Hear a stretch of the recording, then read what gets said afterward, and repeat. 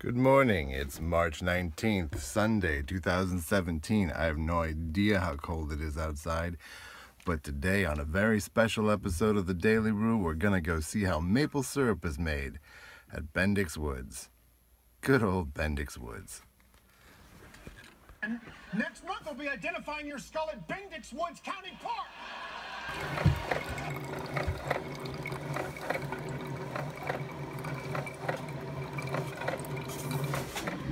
Squirrel. Well, that didn't work. Listening to NPR and driving to Bendix Woods for maple syrup harvesting as I start my hipster Sunday.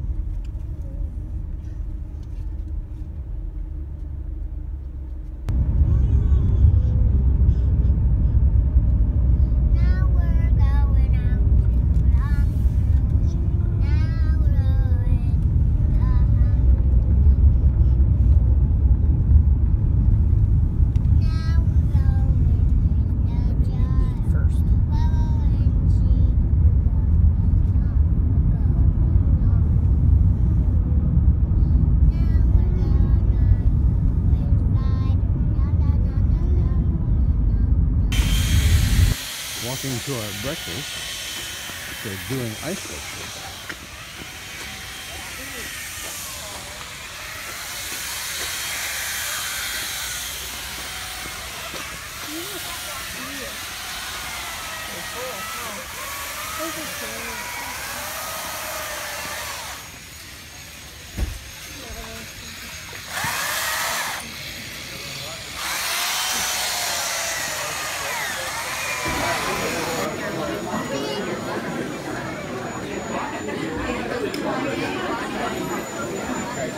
We're in line now.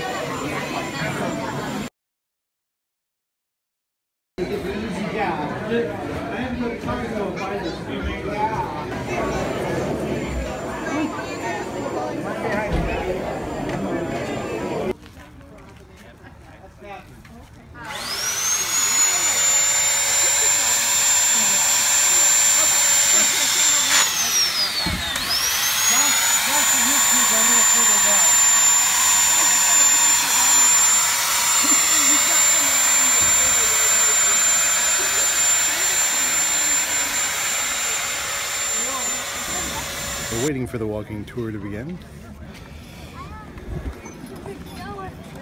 by that gentleman right there in a blue hat.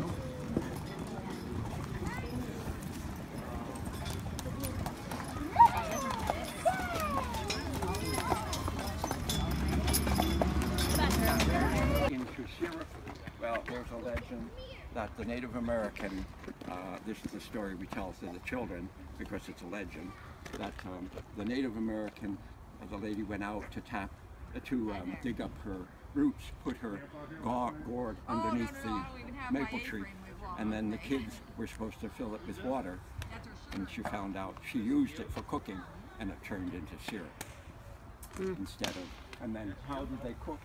And this is what she liked.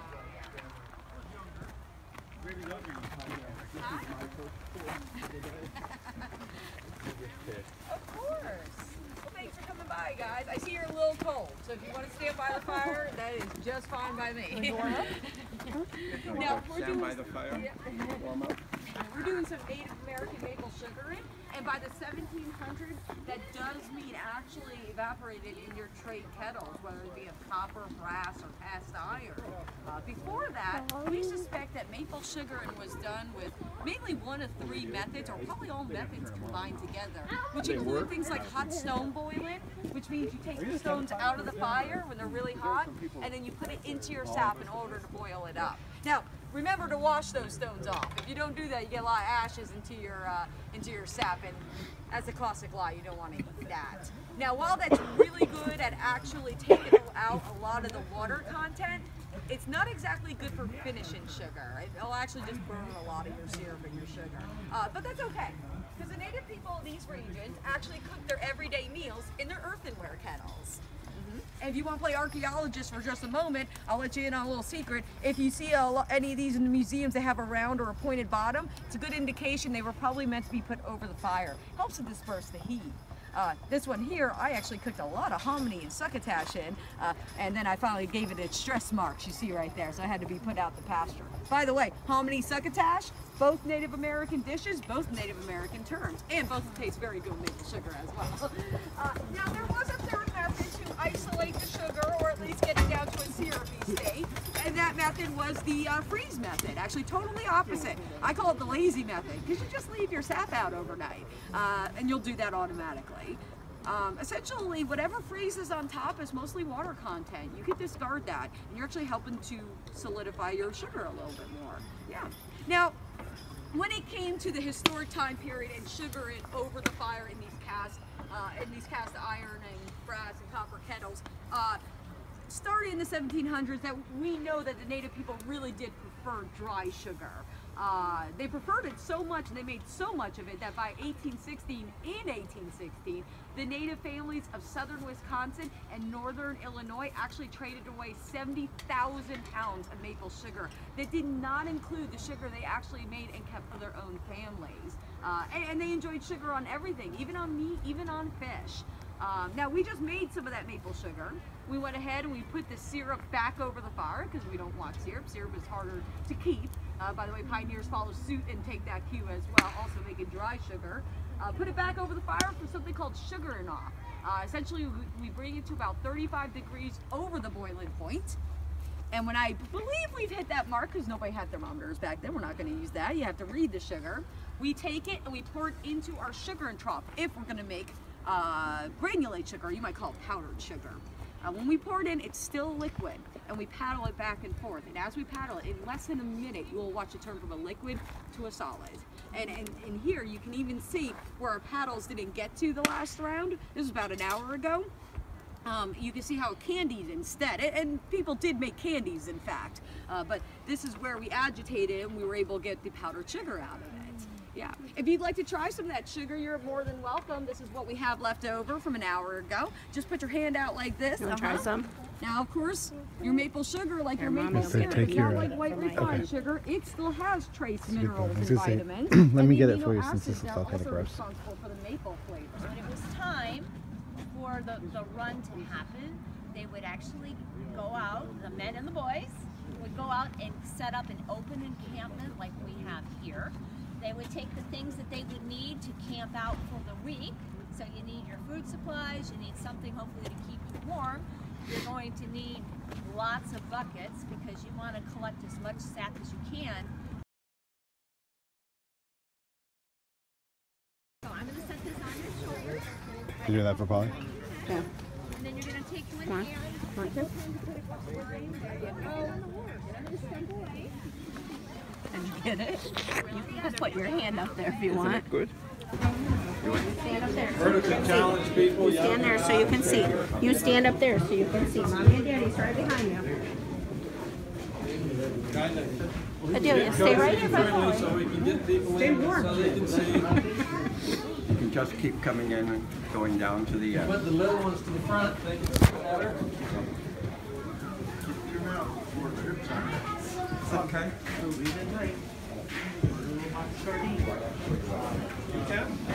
Stay right here. Stay right here. Since I have a tour group, the others can join in. There's 261 taps on trees up the hill here, plus the 100 or so buckets. And right now, the sap is flowing. So if you go back up, you can look at a bucket and just take it off, and you can see it dripping out. So we're just getting drips, it's not flowing. All right, so it comes down and it comes into the tank. The big tank out here and then here. And through here, you can see the sap. It would come in through here and it begins to boil. They have it by wood and the fire is down there. All right, they'll bring it up to a boil and it will boil, boil, boil. A principle of physics is that the hotter and the thicker it moves forward, and it will end up into these four. And so it will just keep coming. So on this side here would be, we hope, syrup sometime, someday, maybe this week or maybe next year. We're not sure. I mean, it won't be this. This will be emptied out and given to the deer and let them enjoy it. But right now we're not getting enough sap to boil and make soup, and that's why you see this steam that's coming up. That is what? It's the water coming out of the sap. Remember, it's 98% water. Most of it's water. We have to get rid of that water, and it goes up as steam. All right. And for a small fee, you can hang your children from a tree. I didn't take into account how little body fat my children have and how cold it is. While my feet are not cold, my children are popsicles. We barely made it back to the car before he died of hypothermia.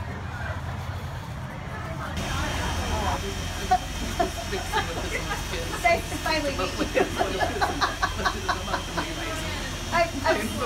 I'm sorry I've been a deadbeat dad all these years.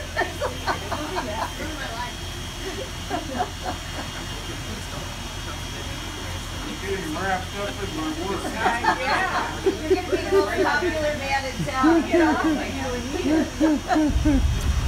Well, we are now leaving Bendix Woods with our maple syrup cotton candy. Wait, maple syrup? Yeah, you can't taste the maple in your cotton candy? I can taste it. That's right. What was your favorite part, guys? Did you like the part there's some talk about rocks being boiled. You liked the rocks being boiled part? That's cool. Cool. Polly, did you like the part where you cried all the way back to the car because your feet hurt? No. Me neither. I'm sorry about that, buddy. Well, I'm watching this tour of like the maple syrup. Enjoy some cotton.